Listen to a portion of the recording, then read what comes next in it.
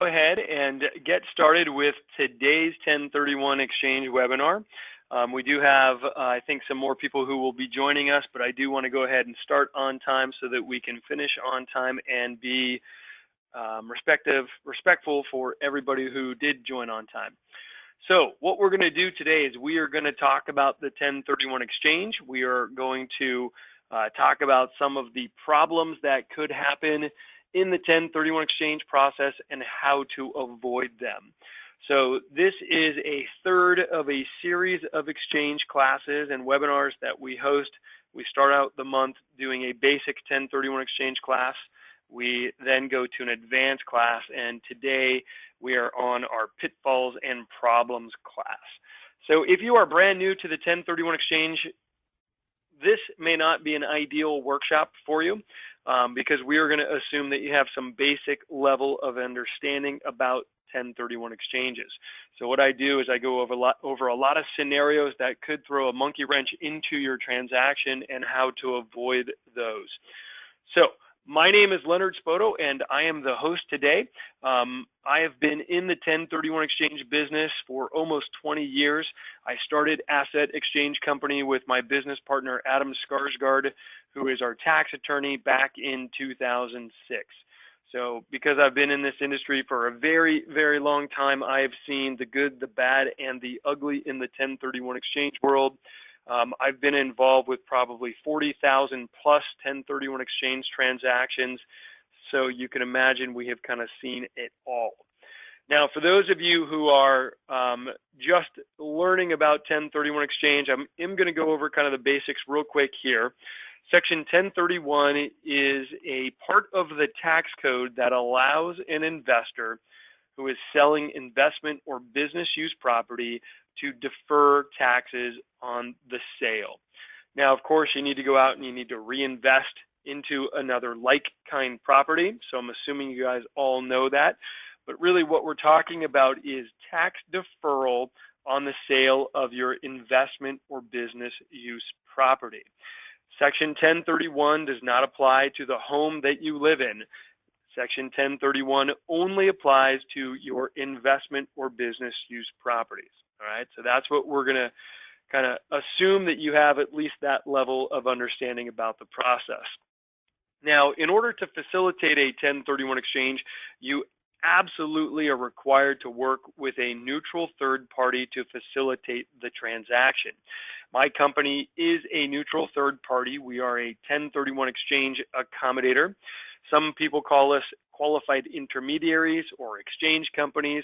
Really, we are simply involved in the transaction to make sure that you are in compliance with the tax law, that all the legal documents are prepared, and that you are not touching the money. Right? Very important when you do a 1031 exchange, you can't touch the money, right? So you need to get an exchange company involved prior to closing escrow.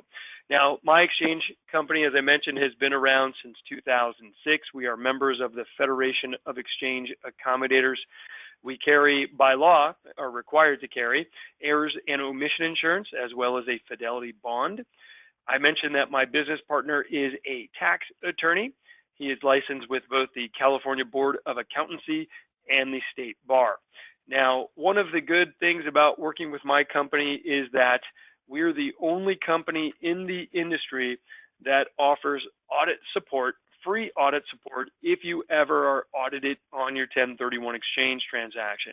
Ladies and gentlemen, this is very important. About 5% of our clients will get audited on their exchanges. If you do get audited and you are not using my company, you're either going to have to defend yourself against the FTB, the Franchise Tax Board, or the IRS, or you are going to have to hire a $500 an hour tax attorney. Now, I will guarantee you that if you hire a tax attorney to defend you, they are not going to know 1031 exchange as well as us. Ladies and gentlemen, we do thousands of exchanges every single year. We see hundreds of audits. So we know what the auditors are looking for, we know what the red flags are, and we know how to best position you so that you will have a successful outcome. So we would love for you to give us a shot on your next 1031 exchange. I'm not going to go into a long commercial about how great we are and all that. What I'm going to do is try to educate you about the process, give you some real life examples of how to avoid problems, and demonstrate the value that we can add to your transaction. So hopefully you will use us on your exchange. If not, hopefully we'll have an opportunity at another point. Now, before we dig into the presentation today, I do want to mention one more thing that I forgot to mention. If you have questions during this presentation, you can submit your question, and I will review the question and try to answer it when appropriate. Now, if you are asking a very long, detailed question and it takes a lot of time to read, I will probably wait until the end of the presentation to answer those type of questions. But short, simple questions that I can address while we're going through the presentation, I'll try to go ahead and address. Now, one of the biggest issues that we see in terms of failed exchanges is simply people just not knowing how to get them started. Let me give you an example. So take a look at your computer screens. I actually had a client who called me a couple of weeks ago and said, hey, Leonard, I opened up escrow on a $700,000 property. I have told the escrow company that I wanted to do an exchange. The client assumed the escrow company set up the 1031 exchange account. They closed on Friday. The deed recorded. The funds were dispersed. And this guy called me on Monday. All right. No exchange account was set up prior to the close of escrow. Guess what, ladies and gentlemen?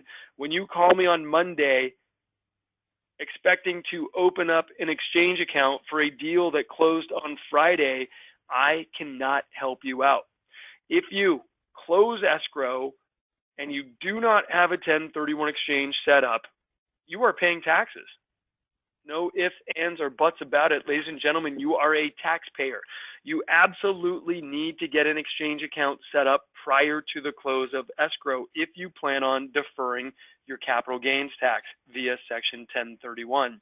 I cannot help you after the close of escrow. You are in constructive or actual receipt of the sale proceeds, you are paying taxes. Now, I had a guy call me up and said, well, geez, Leonard, the funds were sent to me, but I didn't touch them. The escrow company simply wired them to my bank account. All right, you have control of the funds. Doesn't mean if the funds are wired to your bank account, you have control of those funds. You don't have to physically touch the money in order to have receipt of the funds. If they send a wire to your bank account, you have control of those funds. You are paying taxes. So, ladies and gentlemen, it is very important that if you want to do an exchange, you get an exchange company, preferably my company, lined up prior to the close of escrow. We will coordinate with all the parties, we will prepare the documents, and we will make sure that you are in compliance with the tax laws. We will also, as I mentioned, hold those funds for you because you cannot touch them. Think about the 1031 exchange process very similar to your 401k. There are very strict rules when you invest in a tax-deferred 401k account. You can't touch the money. There's penalties for withdrawing money before, I think it's age 55 or maybe 60 something. I'm not a 401k expert, but you have a lot of regulations when you're investing and deferring taxes, whether it's for your 401k, your IRA, or the 1031. All right, so you need to get a custodian involved. My company is the 1031 exchange custodian that will make sure that you are in compliance with the tax code. All right, you cannot close escrow and then call me up. Now, let's talk about something else. There was a case not too long ago, back in 2013, that went to the tax court, and the taxpayer, Cheryl Savage, was actually sentenced to jail for tax fraud related to a 1031 exchange. People ask me all the time, what is the worst case scenario that can happen if I'm audited? Well, you can have your exchange disqualified. You could owe taxes, penalties, interest, and fines, but you can also go to jail. Let me give you guys an idea of what went wrong with Cheryl Savage's 1031 exchange. All right, Cheryl sold a rental property. She bought a single family residence. She was supposed to buy a rental, but she didn't. She bought a home and she moved into it. All right, you can buy a single family property in an exchange, but you have to rent it out. Well, Cheryl did not do that. Cheryl moved into her 1031 exchange property immediately. Now, Cheryl was a real estate agent. She actually worked for, I believe it was ERA Realty down in Salinas, California. And Cheryl knew the 1031 exchange rules. She knew that when you sell a rental in an exchange, you have to buy a rental to complete the exchange. So Cheryl decided when she moved into her 1031 exchange property that she would falsify her tax returns to make it look like the property she was living in was producing rent. Ladies and gentlemen, that is a big no-no. If you falsify your tax returns, that is tax fraud. If the government finds out about that, you could potentially get tossed in jail. And that is exactly what happened to Cheryl. Cheryl served 14 months in prison for tax fraud related to 1031 exchange. So what is the worst case scenario in an audit of your exchange? Well, worst case is you go to jail. Now, how many of you are real estate agents? Probably most of you, right? Most of the people who join our webinars are real estate agents. And real estate agents are held to a slightly higher standard than the general public, especially if, like Cheryl Savage, you advertise on your business website that you are knowledgeable about the 1031 exchange process.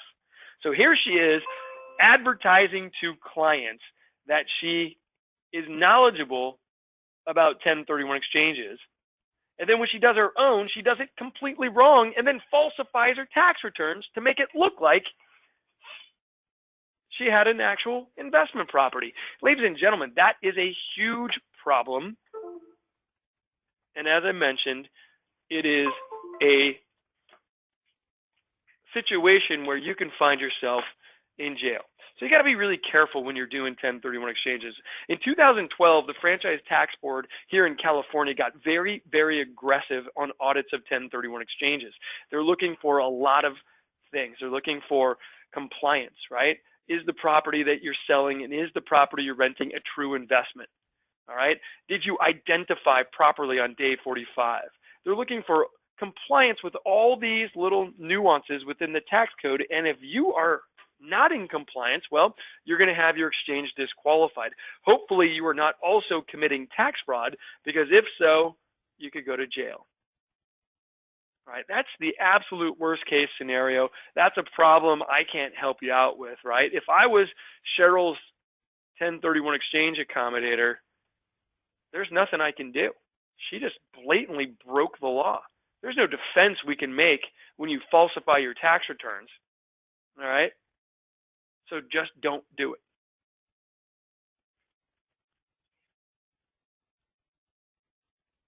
All right. What other kind of issues creep into the 1031 exchange world that can cause a problem? Related parties. Ladies and gentlemen, I had a person call me today, actually probably 25 minutes ago, and said, I'm going to do an exchange and I'm going to sell a property to a family member. Can I do that in an exchange? Well, it depends. All right. The government has very strict related party rules. So first of all, let's talk about who is a related party. Number one, a member of the same family unit, right? Siblings, spouses, ancestors, and lineal descendants. Or a corporation where more than 50% of the stock is owned by one individual. So your brother is a related party, your mother is a related party, and the corporation that you own 51% of is also a related party. If you are going to do an exchange involving a related party, the government wants to know about it, because when you file your tax returns reporting your exchange, they specifically ask you, Was there any related parties involved? If you check the box, yes, what's going to happen is that is a red flag for an audit. The IRS is going to audit you if you check the box that you've done an exchange with a related party. Now, they're not going to necessarily immediately disqualify the transaction because there are some situations where you can do an exchange between related parties. The first case, you can buy a property in an exchange from a related party if that person is also doing an exchange. What does that mean? Okay, well, what's going to happen is I have a little house over here. Okay, I'm going to sell it, and then I want to buy a property that my mom owns. Okay, she owns this building. That is allowed if my mom goes out and then does her own 1031. That makes sense.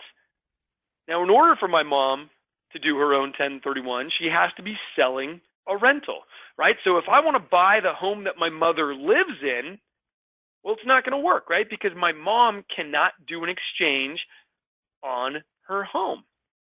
Now, I could go ahead and sell a building and then buy an apartment property that my mom owns, right? Something that she doesn't live in, and then she can exchange that, and then we are kosher. All right, so very important. The person, the related party that you're buying from, has to be doing their own exchange. All right, that's the first scenario. Now, the other scenario where a related party transaction is allowable is when you sell to a related party. That is fine as long as that person holds the property for 2 years or more. So what they don't want to see is you sell an apartment building to your brother, do an exchange, and then 2 days later, your brother sells and cashes out. They don't want to see that. All right? So related parties are always a red flag with the IRS, right? I showed you the form on the last slide that you actually have to fill out when you do your taxes. They specifically ask you, hey, was this a related party transaction? And if so, we're going to want to see if one of these two conditions is met, and if so, we're okay. Now remember, related parties are brothers, sisters, corporations that you control, but stepbrothers or cousins, by definition, are not lineal descendants, so stepbrothers or cousins are okay. Now, what's going to happen is we might not know about the client's intent to buy from a related party. And we might not have any clue because there might be a different last name, right? Somebody says, well, I'm going to buy from my sister. My sister got married. She has a different last name. We don't notice, and we would have no way of knowing that they're related. Now, we have guidelines and documents that our clients are supposed to read. And one of our common issues is, hey, if you're buying from a related party, let us know. But sometimes clients either A, they don't read it, or they ignore our advice and they go for it and just hope they don't get audited.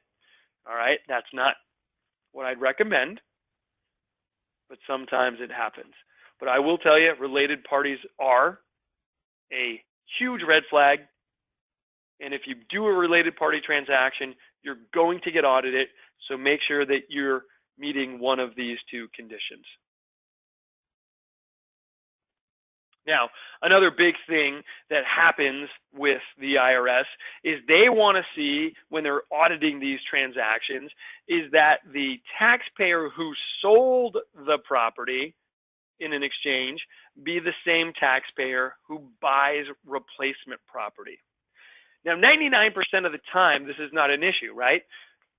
Mom and pop sell a building, mom and pop go out and buy replacement property. However, there are situations where you can get into a problem, and one of those is when you have an LLC set up. Sometimes an LLC is set up to own a property, and if that LLC has two members that are unrelated, the LLC will be assigned its own taxpayer ID number. All right, so this is important to know. Multi-member LLCs are assigned their own taxpayer ID number. If a property is owned by an LLC, then the LLC is the exchanger. The LLC can sell the building and buy replacement property. Now, that works well as long as the two members want to stay together. But what happens a lot of times is that these two members want to split up and go their separate directions. Well, you can't do that, can you? You've got an LLC on title. You don't have two people on title. How do you go two different directions when there's only one owner of the property, an LLC? So LLCs on title can cause problems if the members of the LLC would like to go a different direction. Now, what I advise my clients to do is a year prior to selling the property, I advise them to distribute the property out of the LLCs to the members. Each of the individuals will take title as in their own name, as their own unique taxpayer, and then I want them to season their individual ownership for at least a year and then sell the property. All right, so instead of having an LLC on title, we get rid of the LLC, we add the two individuals on title as two different taxpayers, tenant in common ownership, each with their own taxpayer ID number that is reporting the property. We season that individual ownership, and then taxpayer 1 can go his way, taxpayer 2 can go her way. This is a big issue in California, ladies and gentlemen. The Franchise Tax Board does not like it if you drop out of an LLC immediately prior to selling the building. They want to see you season your ownership as an individual for at least a year. The Franchise Tax Board takes the position that if you drop out of an LLC right before a sale, let's say 2 weeks before a sale or 2 months before a sale, they take the position here in California that you did not own the property as an individual taxpayer long enough to qualify for 1031. They want to see at least 12, preferably more, months of individual ownership before an exchange. So LLCs can be problematic when you have multiple members wanting to go different directions. All right, so when you do an exchange, as the listing agent, you want to know who the taxpayer is, and is that taxpayer going to buy the replacement property? If not, you could have a problem. And this is an issue with LLCs, but it can also be an issue with a trust. Ladies and gentlemen, a trust is set up to tell the government basically who inherits your property when you die. But guess what?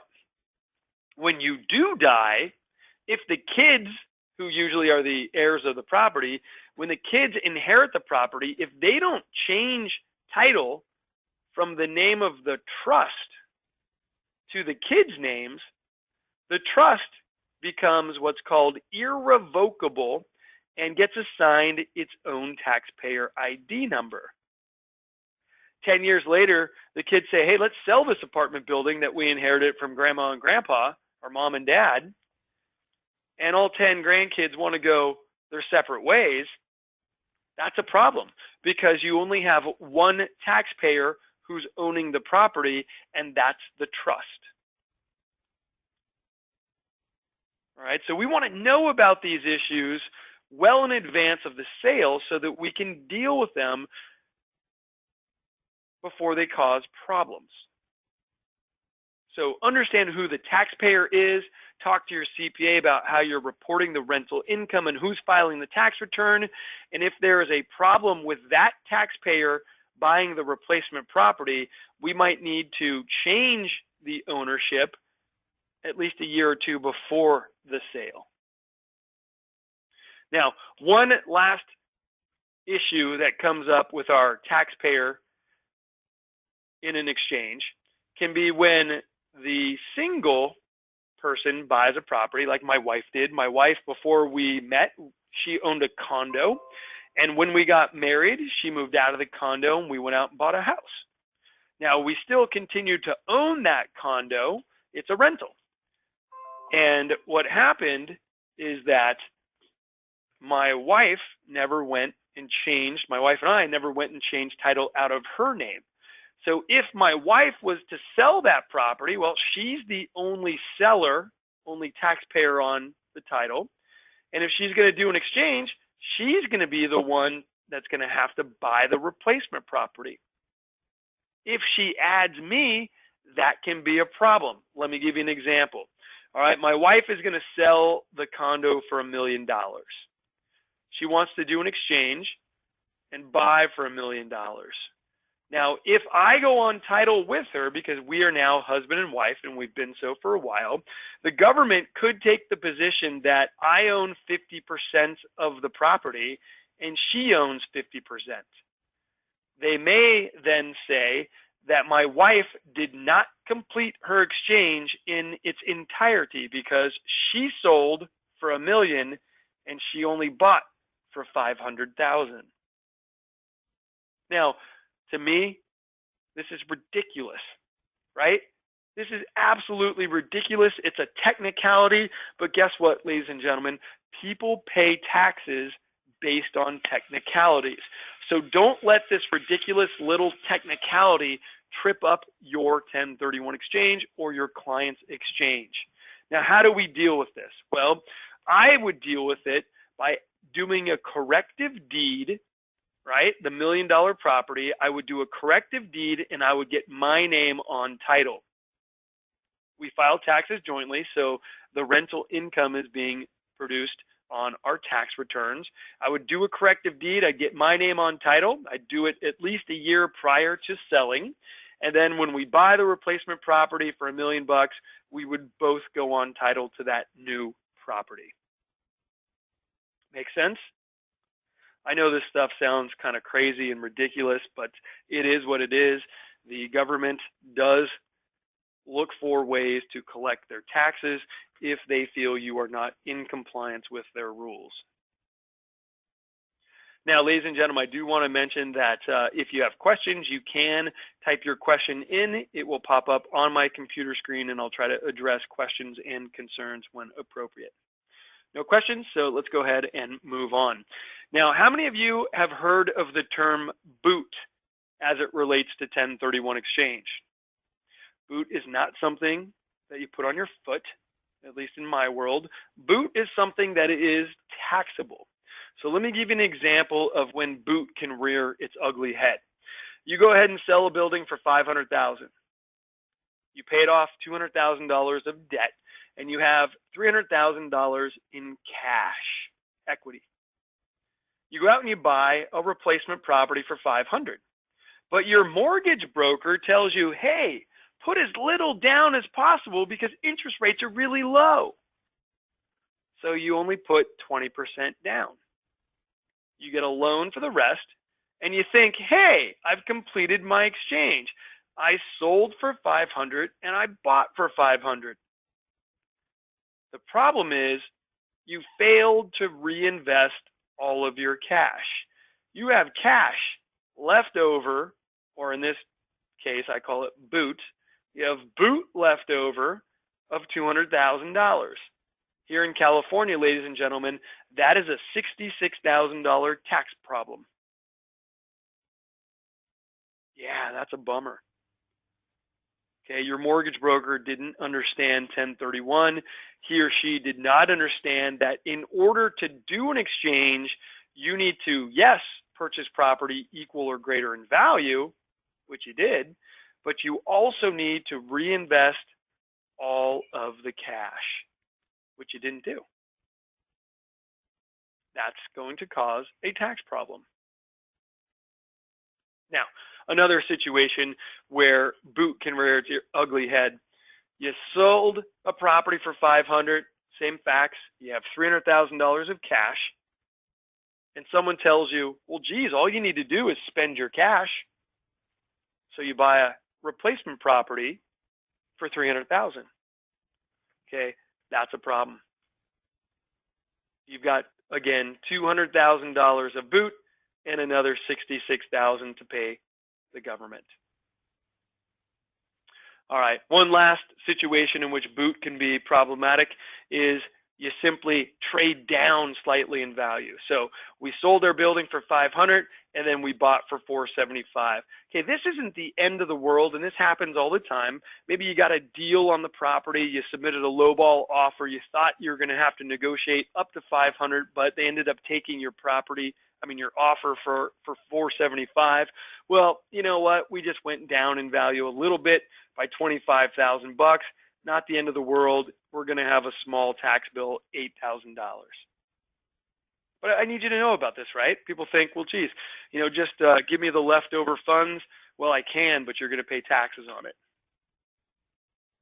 All right. So if you don't want to pay taxes, you need to remember two things. Number one, reinvest all of your cash. And number two, purchase property equal or greater in value. Now, when I'm talking about our reinvestment requirements, ladies and gentlemen, I am always talking about our net sales price. Our net sales price is our price minus non-recurring closing costs. So in my example back there, we were actually in contract for $550, but we had $50,000 worth of closing costs. So our net sales price is $500. Now, non-recurring closing costs that can be deducted include your commission, your title and escrow fee, your recording fees, your transfer taxes, and your 1031 exchange fees. Okay, those are the most common. Now, there could be others. Anything that's non-recurring, that's a cost to close the transaction. But these are the most common, and these will be the majority of your fees, right? So if you sold for $550 and you paid $50,000 in closing costs, the net value that you need to replace for your 1031 is $500,000. Some people will ask me, well, geez, Leonard, what about other costs that I have to pay? My prepayment penalty, my HOA, my property taxes, my homeowners, my insurance. Well, those costs are recurring, or they are related to the loan, and those costs cannot be deducted. So when you talk to your clients about what is the minimum amount they need to reinvest, you can take your gross sales price and subtract all of those closing costs.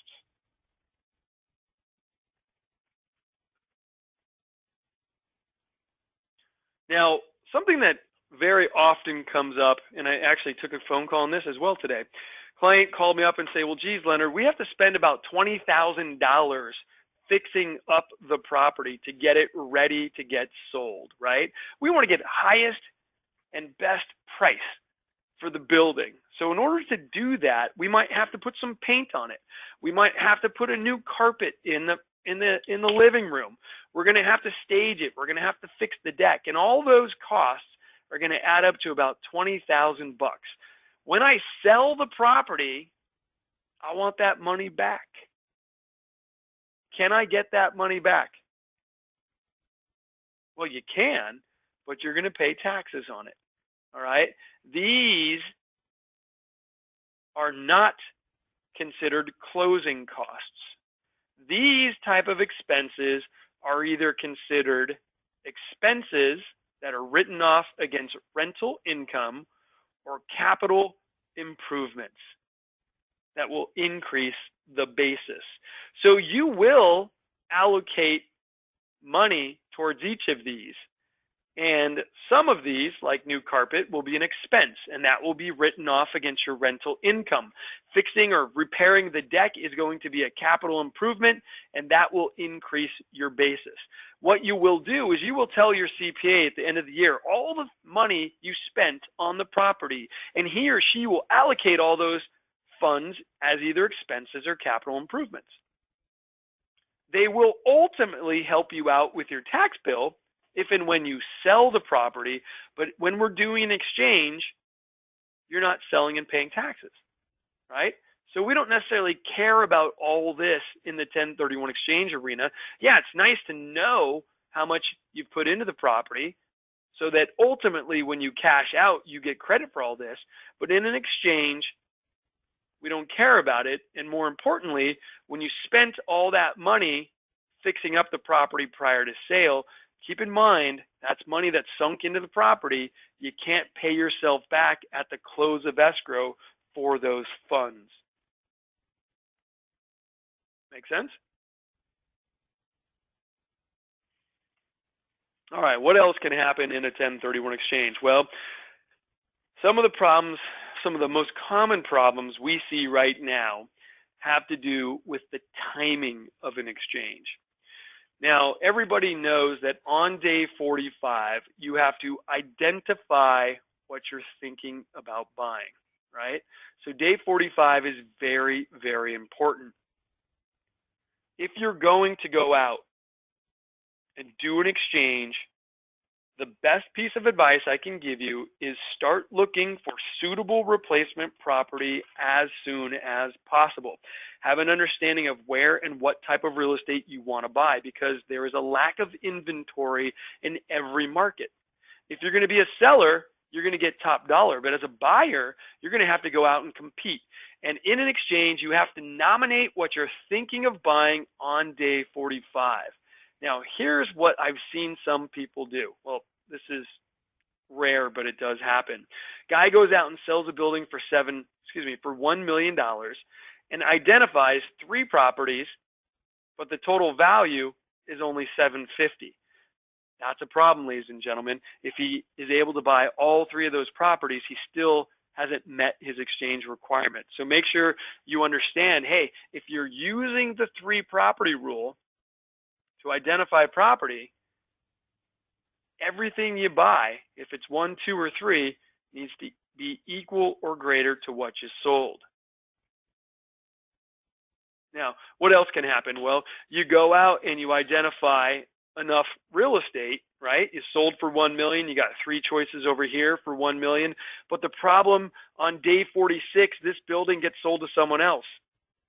On day 47, this building burns to the ground. On day 48, this piece of land gets sold to someone else. Well, you, ladies and gentlemen, are out of luck, because everybody knows that after day 45, you cannot change your list. You can't go resubmit a new property identification list. Now, in the first 45 days, you can make offers on 200 different properties. Doesn't matter. But when you get down to day 45, if you are not in contract to buy something, you are going to have to nominate, if you're using the 3 property rule, 3 pieces of real estate. And once you've nominated those properties on day 45, you are committed to buying one of those properties, or 2 or 3, but only properties from that list.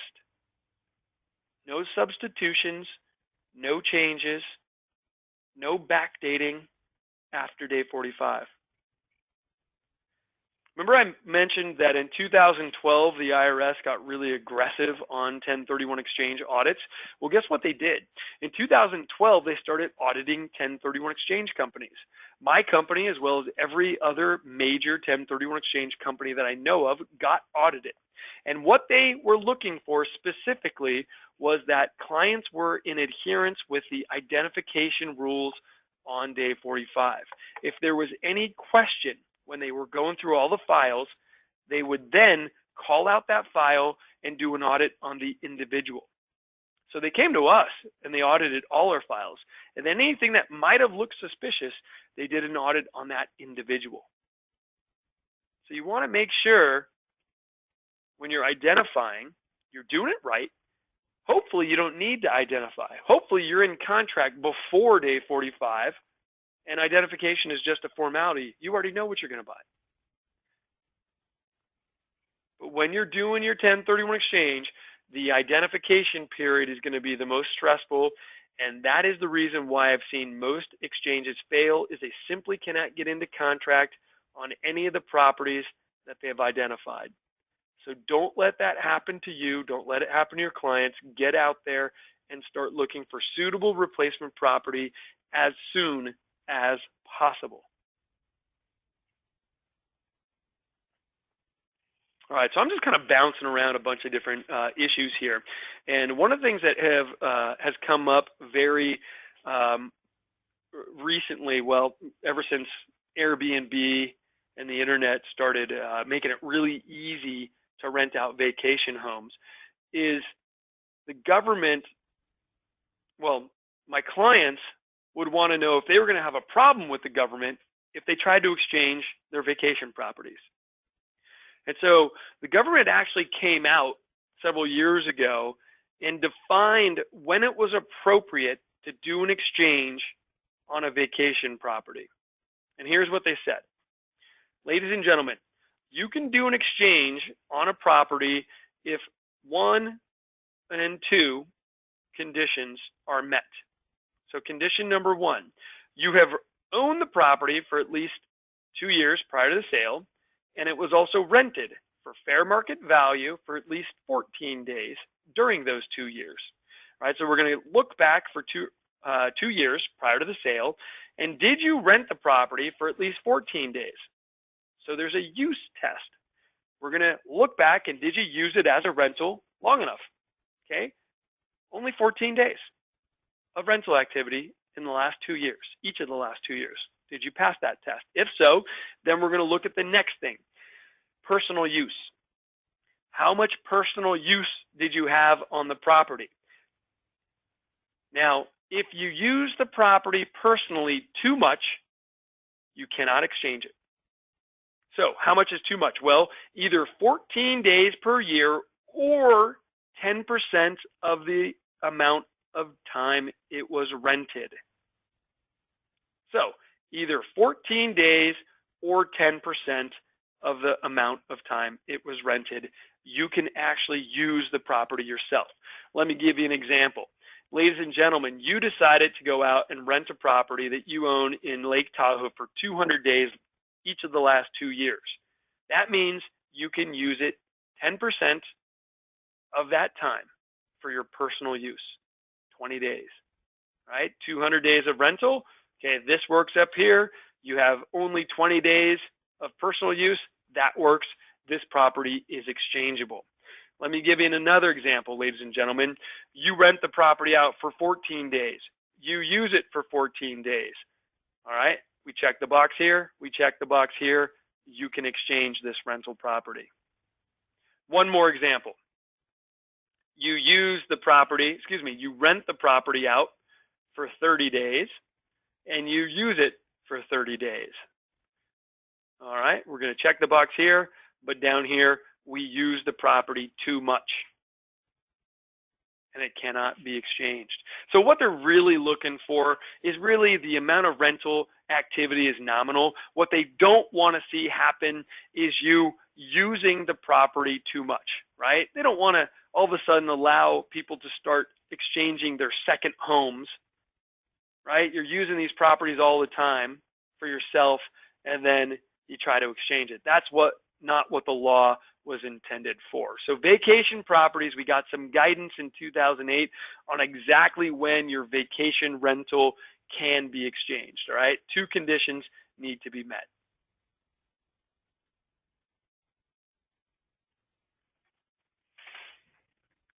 All right, some other things that can cause issues in a 1031 exchange. Sometimes people will call my office and say, well, geez, Leonard, what types of property can I exchange into? And I'll tell them, well, any type of real estate that's used for business or investment purposes. And the client will say, well, geez, what I'd really like to do is go buy a short sale. I recommend you don't do that.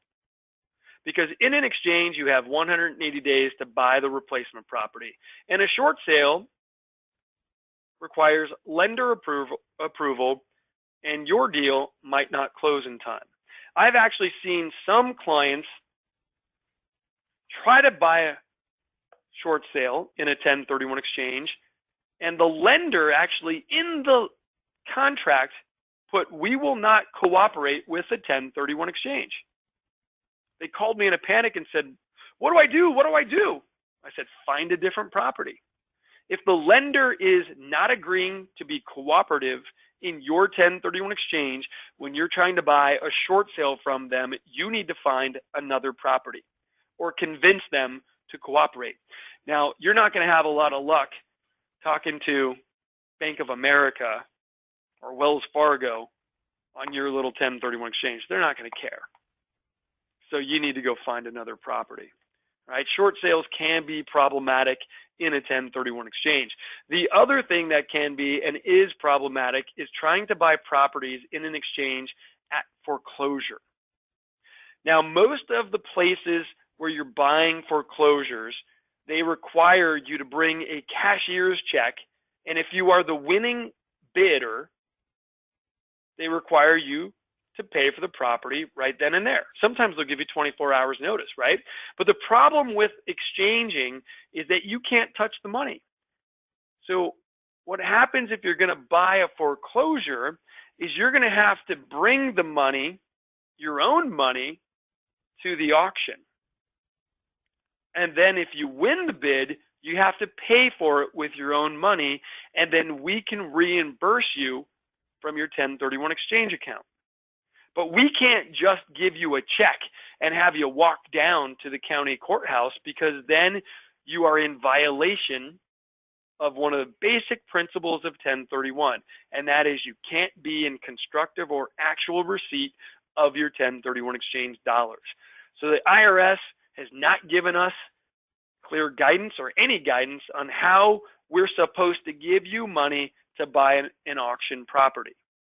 So if you touch your money, you're in violation. So the only way that we know for you to buy a foreclosure is to use your own cash and then be reimbursed. All right, last thing I want to talk about in terms of replacement property is if you are trying to buy into a new development, remember you have 180 days to purchase the property. If that development project is not going to be done on time, your exchange could fail. So you might want to have a backup, or you might want to get a very, very firm commitment from the developer. If they cannot produce the property and transfer ownership to you during your exchange period, you are the one that's out of luck. All right, so couple issues here when looking for replacement property.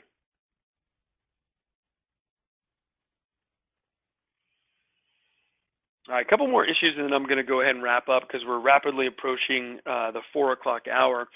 Do any of you work with foreign sellers?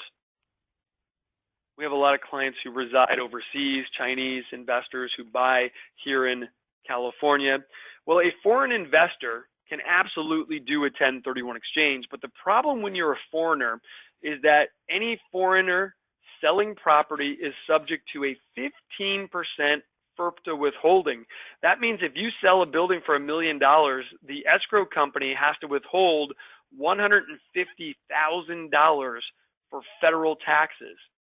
Now remember though, in an exchange, you're deferring those taxes. So it doesn't seem fair that the government requires the escrow company withhold 15%. So there's a way around it. What you have to do is you have to get a withholding certificate from the IRS that sanctions your exchange. And the way to get the withholding certificate is you have to have an individual taxpayer ID number, and you have to apply. Now, if you're going to call me and you're closing escrow tomorrow, there's not going to be enough time to apply for this withholding certificate. It typically takes 4 to 6 weeks. So before you list the property from your Chinese seller or Canadian seller, what you need to do is you need to get this paperwork taken care of. Otherwise, the IRS requires that the escrow company withhold 15% of the sale price, right? On a $1 million property, that is $150,000. That's a big chunk of change.